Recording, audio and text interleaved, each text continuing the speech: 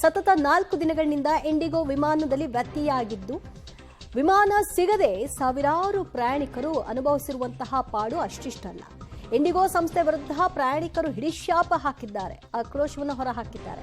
ಆಕ್ರೋಶ ಭುಗಿಲೆದ್ದ ಬೆನ್ನಲ್ಲೇ ಇಂಡಿಗೋ ಸಂಸ್ಥೆ ಒಂದು ಟ್ವೀಟ್ ಮಾಡಿದೆ. ಪ್ರಯಾಣಿಕರಿಗೆ ಕ್ಷಮೆ ಕೋರಿದ್ದೆ ಇಂಡಿಗೋ ಸಂಸ್ಥೆ. 4 ದಿನದ ನಂತರ ಎಚ್ಚೆತ್ತಿದ್ದಾರೆ. 3-4 ದಿನಗಳಲ್ಲಿ ಎಲ್ಲವೂ ಸರಿಪಡಿಸ್ತೀವಿ ಅಂತ ಭರವಸೆಯನ್ನ ಕೊಟ್ಟಿದ್ದಾರೆ. ಇದು ಇಂಡಿಗೋ ಸಂಸ್ಥೆಯ ನಡವಳಿಕೆ. 3-4 ದಿನಗಳು ಹೀಗೆ ಜನ ಅನುಭವಿಸಿದ್ದಾರೆ.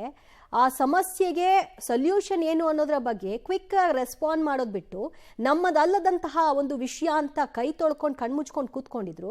ಈಗ ಎಚ್ಚೆತ್ತುಬಿಟ್ಟು ಕ್ಷಮೆ ಯಾಚಿಸ್ತಾ ಇದ್ದಾರೆ.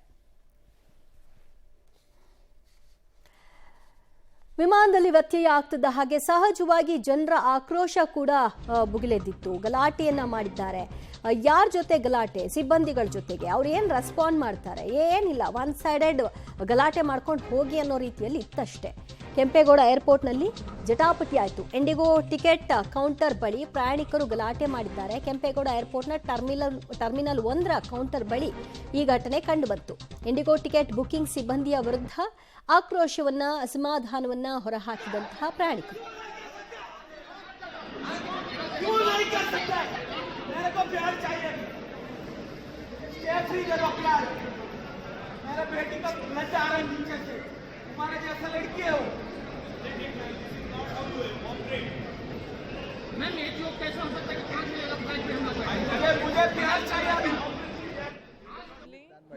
ಮುಂಬೈಗೆ ಹೋಗೋದಕ್ಕೆ ಅಂತ ನಮ್ಮ ಕಂಪನಿ ಕೆಲಸದ ಮೇಲೆ ಸ್ವಲ್ಪ ಕೆಲಸ ಇತ್ತು, ಎಕ್ಸಿಬಿಷನ್ ಇದೆ ಅಲ್ಲಿ. ಸೊ ನೆನ್ನೆ ಬುಕ್ ಮಾಡಿದ್ವಿ, ಕ್ಯಾನ್ಸಲ್ ಮಾಡಿದ್ದಾರೆ ಇಂಡಿಗೋದವರು. ಆ್ಯಂಡ್ ಇವಾಗ ಮತ್ತೆ ಅವರು ರೀಶೆಡ್ಯೂಲ್ ಮಾಡಿ ಪ್ಲ್ಯಾನ್ ಬಿ ಕೊಟ್ಟರು. ಅಟ್ಲೀಸ್ಟ್ ಇವರು ಕಂಪ್ಲೀಟಾಗಿ ಇಲ್ಲ, ಆಗೋದೇ ಇಲ್ಲ ಅಂತ ಅಂದಿದ್ರೆ ಒಂಥರ. ಇವಾಗ ರೀಶೆಡ್ಯೂಲ್ ಮಾಡಿ ಮತ್ತೆ ಇವಾಗ ಕೊಟ್ಟಿದ್ದಾರೆ, ಇವತ್ತಿಗೆ ಕೊಟ್ಟಿದ್ದಾರೆ. ಇವತ್ತು ಮಾರ್ನಿಂಗ್ 5 o'clock ಮತ್ತೆ ಕ್ಯಾನ್ಸಲ್ ಅಂತ ಮಾಡಿದ್ದಾರೆ. ಸೊ ಹಿಂಗಾದರೆ ನಮ್ಮ ಅಕಾಮಡೇಷನ್ನು ಅಥವಾ ಅಲ್ಲಿ ಏನೇನು ಮಾಡಿರ್ತೀವಿ ಎಲ್ಲ ವೇಸ್ಟ್ ಆದಂಗೆ ಅಲ್ವಾ? ನಿಜವಾಗ್ಲೂ ಇವ್ರುಗಳಿಗೆ ಬುದ್ಧಿನೇ ಇಲ್ಲ. ಇವಾಗ ರಿಟರ್ನ್ ಟಿಕೆಟ್ ನಾವು ಬುಕ್ ಮಾಡಿದ್ದೀವಿ ಯಾವುದರಲ್ಲಿ, ಮತ್ತು ಏರ್ ಇಂಡಿಯಾದಲ್ಲಿ ಮಾಡಿದ್ದೀವಿ. ಈಗ ಅವರು ಕೂಡ ನಮಗೆ ರೀಫಂಡ್ ಕೊಡಲ್ಲ ಅಥವಾ ನಾವು ಇವಾಗ ಹೋಗಿಲ್ಲ ಅಂತಂದ್ರು ಎಲ್ಲ ವೇಸ್ಟೇನೇ, ಕಂಪ್ಲೀಟಾಗಿ ದುಡ್ಡು ವೇಸ್ಟು. ಸೊ ಮಿಡಲ್ ಕ್ಲಾಸ್ ಅವ್ರಿಗೆ ಸಿಕ್ಕಾಪಟ್ಟೆ ಪ್ರಾಬ್ಲಮ್ ಆಗುತ್ತೆ ಇವರಿಂದ. ಸ್ವಲ್ಪನೂ ಸರ್ವಿಸ್ ಸರಿ ಇಲ್ಲ ಈ ಇಂಡಿಗೋದವ್ರದ್ದು. ಇನ್ನೇನು ಹೇಳೋದಕ್ಕಾಗುತ್ತೆ?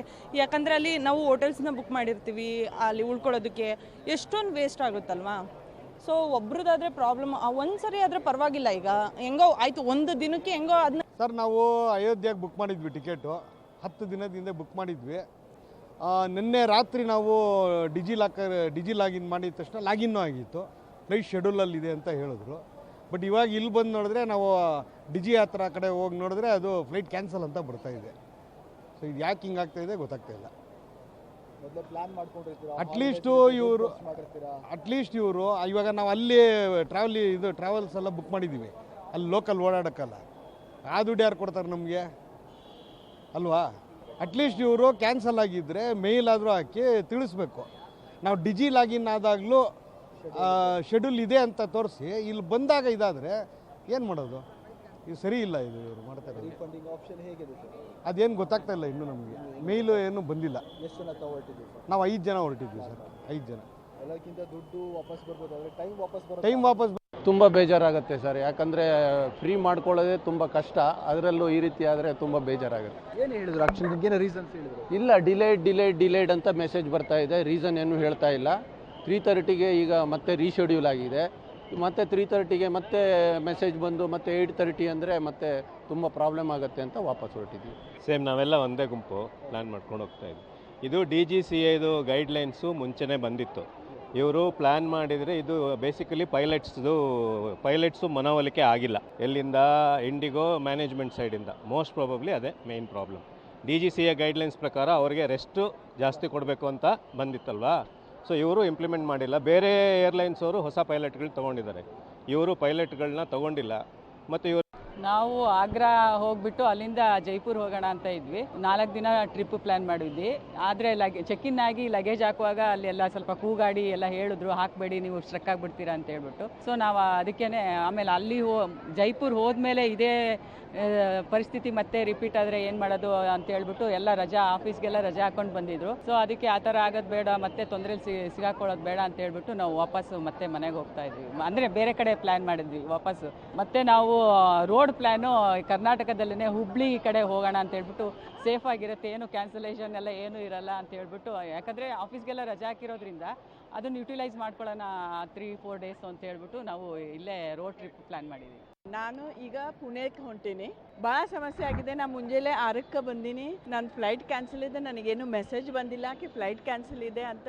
ನನ್ನ ವೆಬ್ ಚೆಕ್-ಇನ್ ಆಗ್ತಾ ಇಲ್ಲ. ನಿನ್ನೆಲಿಂದ ಟ್ರೈ ಮಾಡಿದೆ.